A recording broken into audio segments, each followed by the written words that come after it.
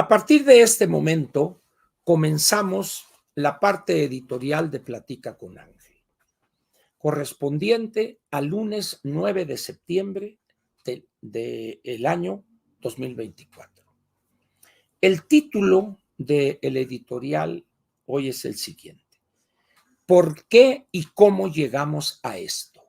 Entendiendo por esto la situación que estamos enfrentando ahorita en la cuestión de la mayoría calificada, la integración del Congreso, este conjunto, de iniciativas que se les ha dado en llamar genéricamente reforma judicial, pero en realidad no todas tienen que ver con lo judicial. Son 18 reformas constitucionales y creo que en el primer paquete están incluidos 4 o 5 reformas. Muy bien. Aquí lo primero que tenemos que comentar es ¿por qué llegamos a esto? ¿Por qué? La pregunta es profunda, no es una pregunta sencilla. Y en consecuencia la respuesta es compleja también. Voy a utilizar un cliché que es común que se utilice en el análisis sociológico, análisis político. Es que la explicación de esto es multifactorial, dando a entender que son muchos factores, pero si oye más bonito, es multifactorial, ¿verdad? Entonces, también hay que echarle crema a los tacos. Muy bien.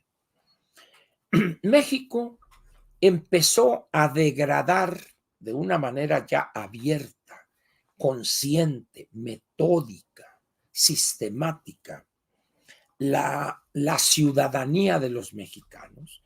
Y aquí hagamos una diferencia que es importante. Ciudadanía es el carácter de ciudadano, es la parte inasible. Un país democrático o un país busca, si quiere modernizarse y avanzar, tiene que construir ciudadanía, no aplastar a sus ciudadanos. ¿Qué significaría en el contexto mexicano de los años 40 la ciudadanía o ser ciudadano? Participar activamente en la parte pública, militar en algún partido, opinar, defender las cosas que son correctas o que nos parecen correctas, conocer elementos, vamos a decir, básicos de la Constitución o de otros documentos, etcétera, etcétera. Pero el sexenio de ese gran demagogo que fue Lázaro Cárdenas del Río tuvo por objeto sentar las bases de una pudrición, vamos a decirlo así, de la conciencia cívico-ciudadana del mexicano.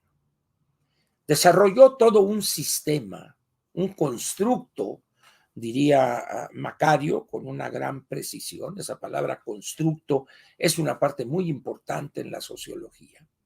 Es una construcción, es una invención que se concreta.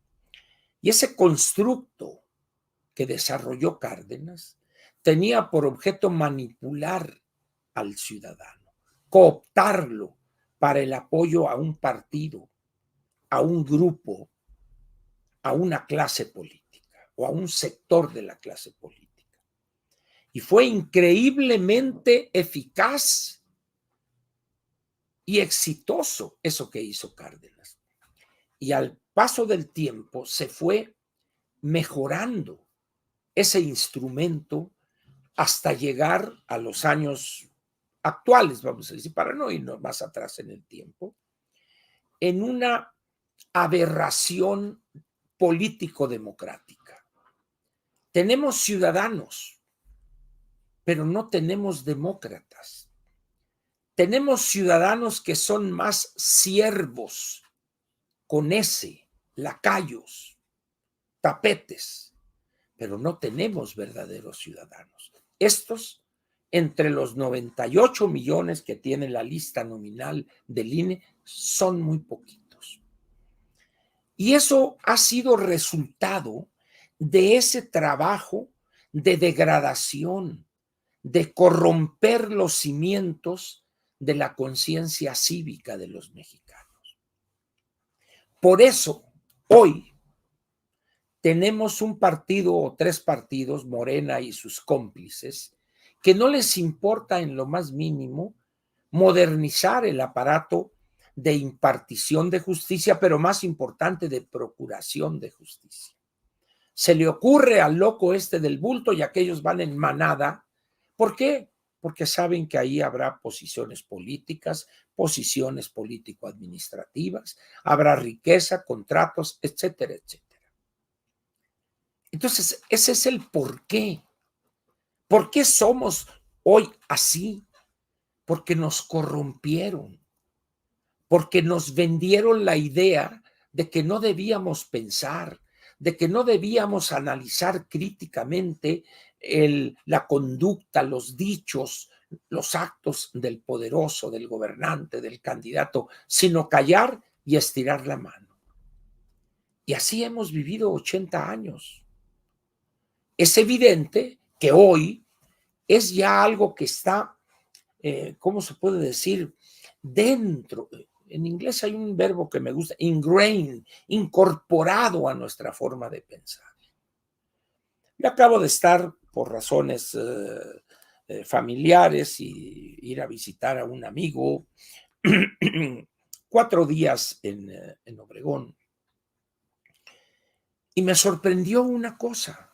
Ciudad Obregón, los que no la conozcan, es una ciudad quizá de unos 380,000 habitantes, próspera en el sentido de la agricultura moderna que se lleva a cabo, un buen trazo, un distrito de riego de 223,000 hectáreas, agua que viene de 3 presas a lo largo del río Yaqui, maquinaria, tecnificación agrícola de lo más avanzado, una agroindustria de exportación de primera, rastros TIF modernos, etcétera, etcétera.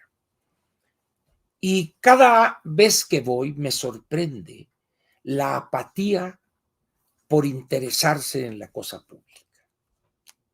Es una cosa pavorosa aquello. Y dice uno, bueno, pues esa es la realidad. Entonces yo voy, platico en los 2, 3 días, comemos o cenamos o desayunamos, y ahí ya los pongo al día en algunas cosas, hasta que vuelvo a ir en 1 mes, 2 meses. Eso se repite prácticamente en todo el país. ¿Se imaginan ustedes lo que pasa, por ejemplo, en Chiapas, Oaxaca, Guerrero, algunas partes de San Luis Potosí, etcétera, etcétera? Pues ahí la gente batalla a ver qué encuentro para llevar algo a la mesa familiar. No discuten de la sobrerepresentación, ni saben ni tienen la menor idea. No olvidemos que de 54, 55 millones que integramos la población económicamente activa, solamente 22 o 23 están en la economía formal. Las otras 2/3 partes están en la peor de las informalidades. Entonces esa gente tiene que hacer el doble o el triple del que está en un trabajo formal para llevar algo a su casa. De tal manera, pues, que se ha generado una situación anómala en lo que se refiere a un sistema democrático. La discusión de lo público se ha convertido en una tarea de una élite, de grupos intelectuales, analistas, por acá y por allá, pero que son una gota de agua en el océano político en México.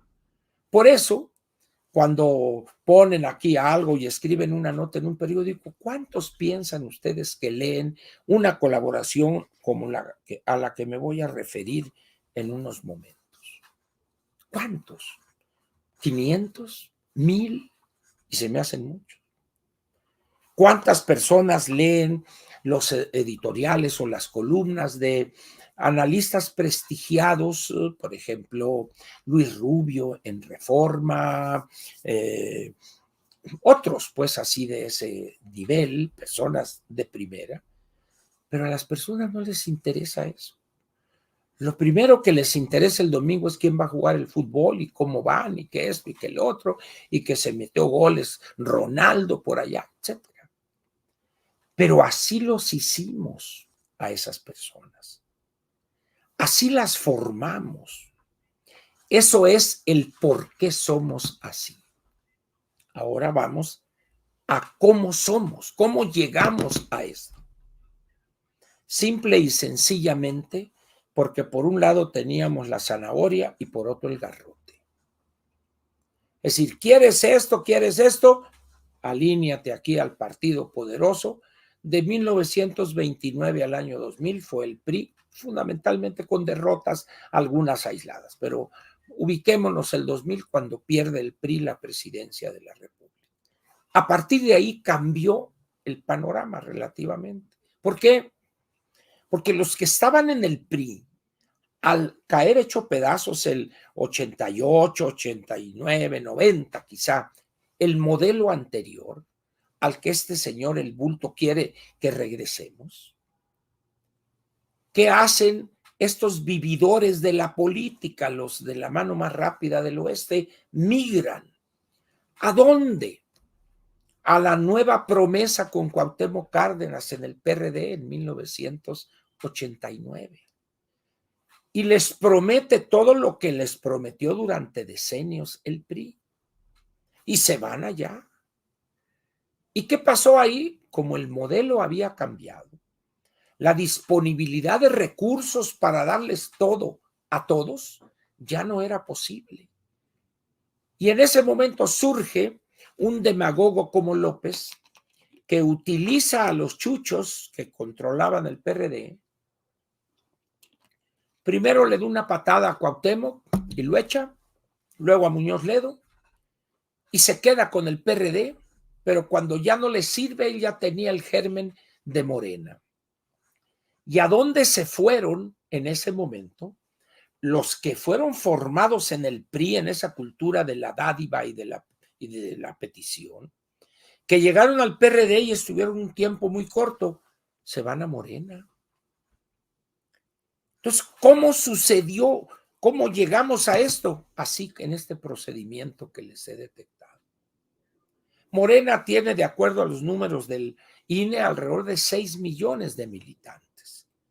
El PRI, de tener hace 5 años 4,5, tiene 1,400,000.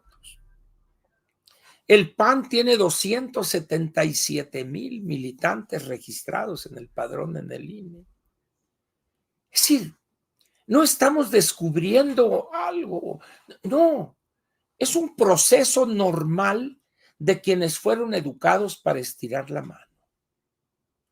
Por eso esos 30 millones creyeron en las mentiras de López y votaron por él, 30 millones el 18. Y por eso hoy votaron 36 millones por las mentiras ampliadas en Cinemascope a todo color, diríamos, hace años, de la anticientífica. Es decir, no hay que andarle rebuscando mucho que acá, que la inteligencia artificial, no, déjense de succionadas, por favor. Vean la historia política de México desde 1934 a la fecha. Ahí está la respuesta, hombre. Pero ¿cuál es el problema por encima de eso? El uso destructor que le da a esa situación y a ese ciudadano López Obrador. ¿Por qué? Porque el tipo está loco, el tipo vive en el antepasado. Había políticos demagogos en el PRI, en el PAN, en el PRD, en el del otro. Y buscaron evolucionar. Bueno, ¿quién logra la apertura económica de este país y nuestra incursión en la globalidad? El PRI. Cuando vieron que cayó aquello, dice, hay que cambiar. ¿Qué pasó con el PAN? Apoya eso, igual. Y llega Peña Nieto con todo lo que digan y revoluciona el trato constitucional al sector de la energía. ¿Qué hace López Obrador? Regresa o pretende regresar al país a los años 60 del siglo pasado. Ahí tienen la explicación. pero con un agravante. Cuando el 88 ya está abierta la economía y empieza lo que López despectivamente y que además no entiende ese cambio. Empieza el periodo neoliberal, otras veces dice que el 82 con la llegada de Miguel de la Madrid, etcétera, etcétera. ¿Ah? Resulta que esos gobiernos empiezan a intentar modernizar el país y logramos avanzar. Otros sectores se quedaron atrás, pero una buena parte del país se ha modernizado, ha avanzado, pero repito, otros se quedaron muy atrás. La educación, por ejemplo, pública. Otra cosa, el quehacer político, la vida de los partidos. Y entonces estamos hoy ante una situación que se ha venido gestando desde hace 80, 85 años. No va a cambiar de la noche a la mañana, pero producto, leo yo en este colaboración que voy ahorita a desgranar, vamos a decir, Yunes es el traidor, refiriéndose a un político veracruzano que es el que se va a pasar a Morena para darle los 86 senadores. Muy bien. Yunes va a ser el traidor. Ya él se defenderá de esta acusación o de este señalamiento. Pero ¿qué pasa con los académicos de alto nivel que se entregaron babiantes por un alto salario y por meter a la familia a López Obrador, como Lorenzo Meyer, por ejemplo? ¿Qué pasa con esos universitarios que votaron en el 2018 las 2/3 partes de ellos por López Obrador y hoy también? ¿Qué pasa con esos clasemedieros que por millones votaron por la Claudia, por la anticientífica? Y así. De tal manera que ese traidor que menciona este periodista, que ahorita voy a decir su nombre, en todo caso no está solo. Al menos esta vez 36 millones son traidores también. ¿Por qué? Porque el 18 votaron por un delincuente, por un destructor, por un violador sistemático de la ley, que destruyó la economía, los sistemas públicos de educación y salud los dejó en ruina. Y no contentos con no criticarlo, sino que babean ante él, lo aplauden, lo adoran y van con la imagen y ahí van al Zócalo, pero votan todavía 6 millones más por la que prometió y se comprometió a continuar con la destrucción con el segundo piso. Entonces dice uno, ¿por qué? Muy sencillo, por esta explicación que les di de 80 años de manipulación, de inculcar de que hay que apoyar a quien te está dando algo. ¿Y qué hay aparejado a eso para llegar a donde llegamos? Que todos esos intelectuales, opinantes de acá, nadie les hace caso. No inciden en la formación de una corriente de opinión pública. ¿Cuántos fueron a protestar al INE? 5, 10 mil. Vamos a suponer que convoquen a una marcha. Va a haber más gente el desfile el 16 que ir a esa marcha. Es decir, no cuentan, no tienen presencia, pues. Porque además hablan de un lenguaje que la gente sencilla no entiende. Ellos están acá en otro nivel, ¿no? Entonces, no hay mucha ciencia en esto, pues. Ahora bien, estamos ahorita en esta discusión sobre la mayoría calificada. La mayoría calificada dice, este sistema de información legislativa, ¿verdad?, que lo pueden encontrar en la página de la Secretaría de Gobernación, dice así, mayoría calificada. Ojo, aquí está, o sea, no hay mucha ciencia en esto. Es la que exige un porcentaje especial de votación. En el Congreso mexicano, esta corresponde a las 2/3 partes, cuando menos, de los legisladores que se encuentren presentes en el momento de tomar una decisión o realizar una votación.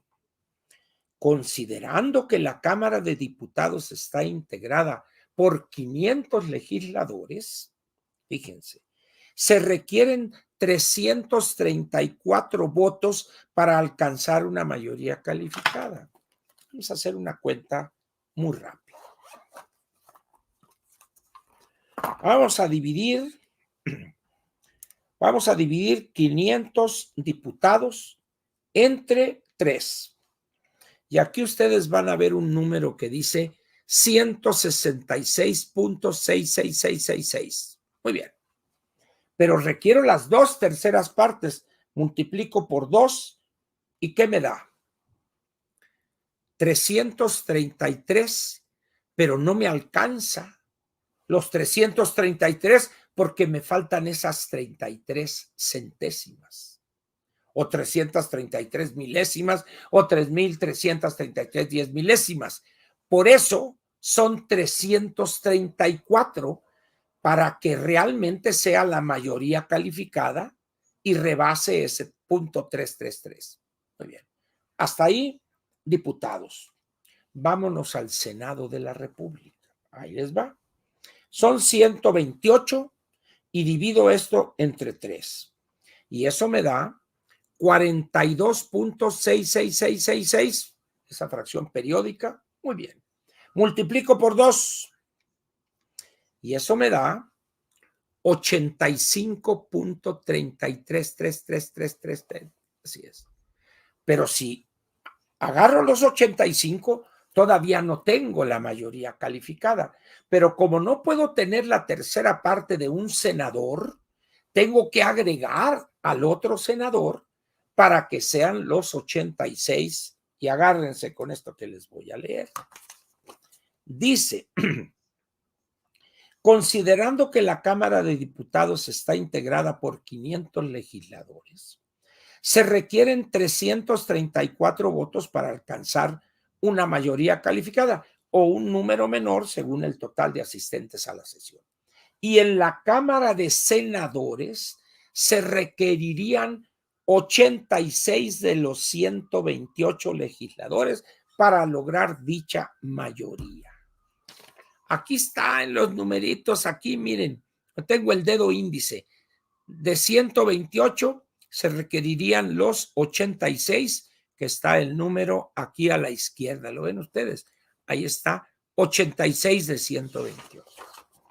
¿Y por qué sale el sinvergüenza este del exsecretario de Gobernación, el amo de las jirafas? ¿Por qué? Porque en ese momento todavía no tenían, y quizá hoy no tengan, ese senador que les falta. Ahora bien, afirma el periodista Ricardo Rafael, ¿no?, en esta colaboración, que voy a leer unos párrafos aquí, cuyo título es por demás sugerente: Yunes será el traidor. Y dice uno, ¿cuántos Yunes habrá en Veracruz? 500. Tiene que venir toda la explicación para saber cuál de esos muchos Yunes es, según la opinión de este periodista, el traidor. Y dice así, escuchen bien, por favor. La reunión se celebró el viernes pasado al mediodía. Asistieron a Adán Augusto López, líder de la bancada de Morena; Miguel Ángel Yunes Márquez, senador propietario del PAN; y Miguel Ángel Yunes Linares, ex gobernador de Veracruz y senador suplente de ese mismo partido. El senador propietario es el señor Ángel Yunes Márquez y su suplente es, tengo entendido, su señor padre, Ángel Yunes Linares. Punto y aparte. Ahí acordaron, fíjese la información detallada que maneja este periodista. Ahí acordaron que el senador Yunes Márquez, el hijo, pedirá licencia para que su padre asuma el cargo el día en que se votare la reforma judicial. Luego, el exgobernador de Veracruz, Yunes Linares, se pronunciará a favor de la mayoría. Él será el traidor que hacía falta para fracturar al bloque opositor. O sea, no es Pedro Yunes, no es Juan Pablo Yunes, no, es Miguel Ángel Yunes Linares. Ese es el traidor. Muy bien. Pero luego dice, a cambio de esta defección, Adán Augusto ofreció hacer que desaparezcan las varias órdenes de aprehensión enderezadas contra la familia Yunes. O sea que un senador, por más poder que tenga, sustituye a la función de procuración de justicia y dice, no hay problema, te vamos a quitar esas. Bueno, pero ¿qué dice el fiscal general de la República? No sé si está en su sarcófago allá a temperatura baja para que no se degrade, o el fiscal general del estado de Veracruz. No, no lo dice. Adán Augusto ya le dijo, se van a borrar esas, punto y seguido. La más complicada es la que pesa contra Fernando Yunes, hermano del senador e hijo del exgobernador. Muy bien. Quien ha sido acusado de presunto daño patrimonial cometido durante su gestión como presidente municipal del puerto de Veracruz. Punto y aparte. También fueron objeto de negociación las órdenes giradas contra Yunes padre por delincuencia organizada y enriquecimiento ilícito. La primera se basa en las acusaciones realizadas por la periodista Cacho a propósito de esto y esto y el otro. Dice, existe otra denuncia por supuesto peculado ocurrido cuando el exgobernador fuera director del ISSSTE. Muy bien. Aunque tiene fuero, el senador Miguel Ángel Yunes Márquez, hijo, también ha sufrido persecución judicial, en su caso, por un pretendido uso de documentación falsa, por mentir a la autoridad y por fraude electoral. Ojo, Adán Augusto López prometió que 3 de estas órdenes desaparecerían antes de que el senador solicite licencia y las otras después de la votación programada para este próximo miércoles. Muy bien. Aquí hay varias preguntas. ¿Estuvo el periodista en esta reunión para aseverar con tanto detalle esto? No lo sé. Pero ¿cómo se hizo él de este tipo de señalamientos de la fiscalía, sea la federal o la local, para señalar aquí esto cuando estas averiguaciones están protegidas por la secrecía? El juicio es público, pero la carpeta de investigación y esto es privado, es reservado. Aquí, ¿qué les quiero decir con esto? Yunes será el traidor, ya lo determinará la actuación de cada uno. Pero ¿cómo se puede juzgar la actuación de este periodista que publicita información de una averiguación previa? Y dice uno, ¿cómo es posible?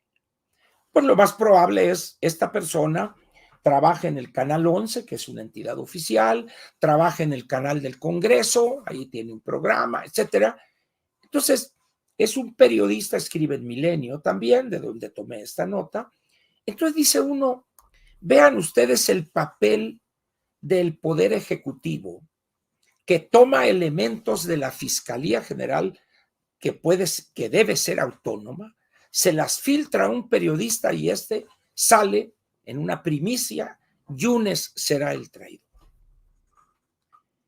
Ese es el uso perverso de este gobierno de cuestiones jurídicas que tienen que ver con la procuración de justicia, es decir, de la ley.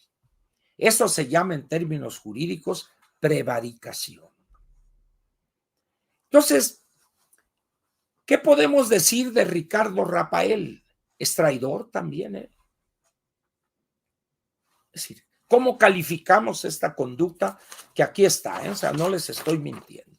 Este es el Milenio de hoy, aquí están los subrayados. Pero así como él hay muchos que viven en esa connivencia con los funcionarios. A ver, golpea a fulano, golpea a mengano y les pasan expedientes, copias de expedientes.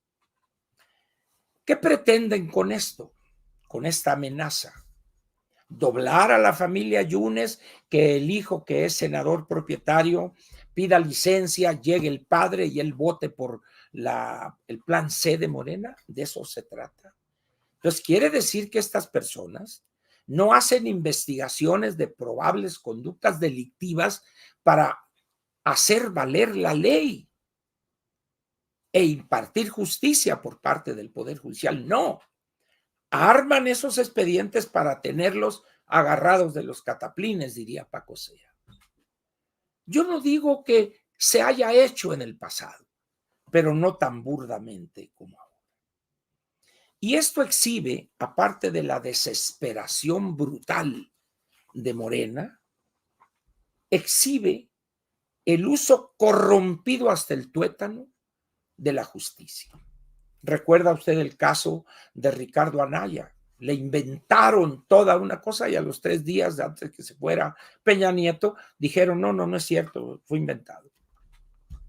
Es decir, ese es el país que hemos construido. No es algo que inventamos, no es Marte, no es algún país africano, es México, con este gobierno. Y esto va a seguir con la anticientífica. En esas condiciones, pues, esto, pensar que va a tener solución porque no van a obtener el senador 86 es una ingenuidad. Porque aun cuando no obtengan el ramalazo, el coletazo de López, va a ser una cosa tremenda. Es decir, estas personas no utilizan la ley para que sea respetada por todos sin distingo alguno y presentarlos ante una autoridad judicial. Si está hablando el periodista de una serie de investigaciones, debe haber pruebas en esas carpetas, pues al margen de cualquier cosa, plan C, plan Z, lo que sea, hay que darle cuenta a la autoridad, al juez, para que con esas pruebas él determine lo que proceda. Pero no este señor senador, coordinador de una fracción parlamentaria, que diga, no te preocupes, quitamos esas y quitamos la otra, primero estas. Ese es el gobierno de la 4T y así va a seguir siendo el gobierno del segundo piso. Como pueden ustedes ver, esto que está pasando hoy es resultado de decenios de manipulación, de corrupción, de todos. De todos. Si le meten ustedes uña al PT o al Verde, al PRI, al PAN y el PRD, pues ya no existe. Es decir, ¿por qué? Porque esas son las reglas que este sistema ha creado para hacer política. A ver, tú hiciste eso, no importa. Aquí tengo el expediente. Aquí está. Cuando sea necesario, lo saco. Haga lo que haga el exgobernador Yunes, va a ser traidor ya. Ese va a ser el adjetivo con el que se le va a conocer. ¿Y qué tal si en un determinado momento se llevare esa causa ante un juez y éste determinare su inocencia? ¿Qué diría el señor periodista? Nada. Seguiría escribiendo como si nada hubiese pasado. Eso, señores, es México. No hay otro. Y por ese México votaron 30 millones en julio del 18. Y por ese México, peor que vamos a tener, votaron 33 millones este 2 de junio. ¿Hay solución a esto? Sí la hay, por supuesto. Hay países que estaban en peores condiciones y enfrentaron esos problemas y los resolvieron. Sin embargo, con estas conductas de periodistas, con estas conductas de funcionarios del gobierno en turno, no va a haber solución. Pero de que hay solución, la hay. Y usted la sabe, hombre. Usted la conoce. Algún día podremos hablar abiertamente de ese tema. Por lo pronto, habrá que esperar. Este miércoles, o sea, pasado mañana, se supone que va a ser la discusión del dictamen que va a subir al Pleno, y ahí se va a ver si los 43 senadores de la oposición, PAN y PRI, y Movimiento Ciudadano y un independiente, el licenciado Beltrones, votan en contra todos y se viene abajo el plan C. ¿Y quién va a ser la beneficiaria número uno? La anticientífica. ¿Por qué? Porque sería el mejor instrumento para deshacerse de López y sus locuras y de algunos de los más radicales que poquito a poco los irá eliminando. Aquí termina la sección editorial de Platica con Ángel, correspondiente al lunes 9 de septiembre, mes 9 de este año 2024.